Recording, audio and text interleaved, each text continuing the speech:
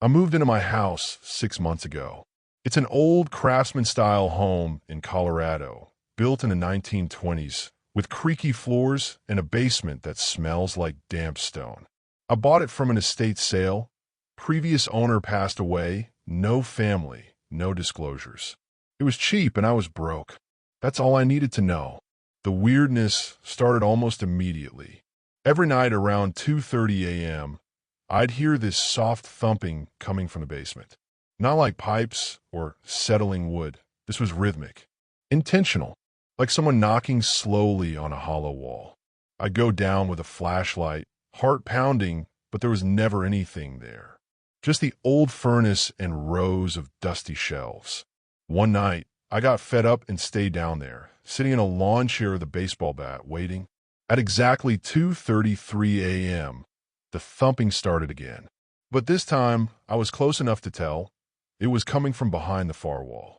The one with the shelves bolted into the concrete. I moved the shelves. Behind them was a wooden panel, painted the same color as the wall. It looked like part of the structure, but when I knocked, it echoed. Hollow. I pried it off with a crowbar. Behind it was a narrow passage, maybe 3 feet wide, leading into pitch black. The air coming out was cold.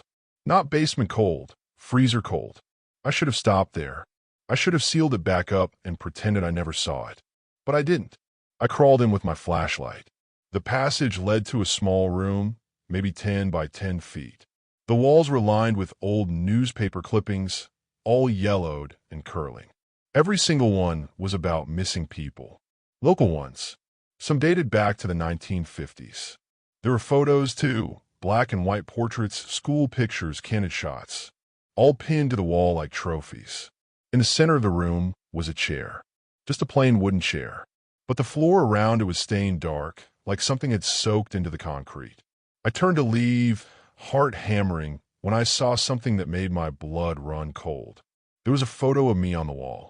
It was one I'd posted on Instagram a few weeks ago, me holding my dog in the backyard. Same shirt, same smile. But it was printed out, pinned up, and dated. October 3rd. Today. I bolted out of the room, slammed the panel shut, and pushed the shelves back into place. I didn't sleep that night.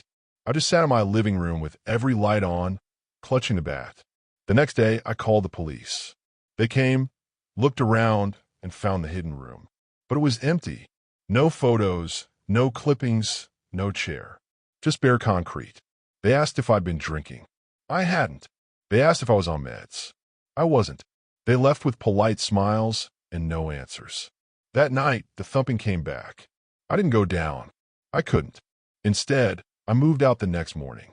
Left everything behind. I didn't even sell the house. I just walked away. I'm renting a studio now, far from that place. But I still check my walls every night. I still listen for thumping. And sometimes I swear I hear it. Even here. But it didn't stop there. A few weeks after I moved, I got a letter. No return address.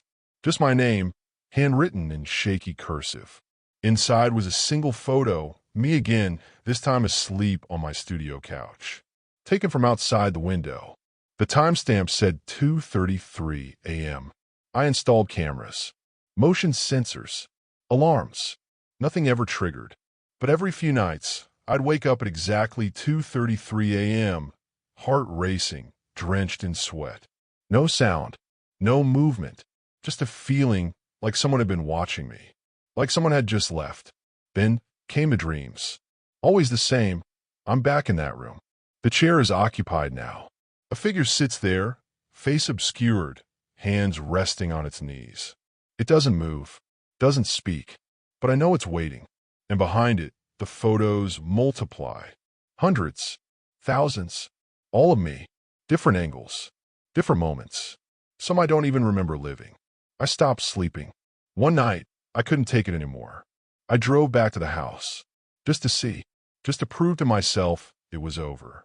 The place looked abandoned. Overgrown. But the front door was unlocked. Inside, everything was exactly how I'd left it. Except the basement door. It was wide open. I went down. The shelves were gone. The panel was gone. The wall was gone. Just the passage now, yawning open like a mouth. I didn't go in. I couldn't. but I swear I saw something move in the darkness. Just a flicker, a shape. I ran. I haven't gone back. I never will. But the dreams continue. The thumping continues. And last night, I found a new photo on my kitchen table. Me, standing in front of the house, smiling. Timestamp, October 3rd. Tomorrow.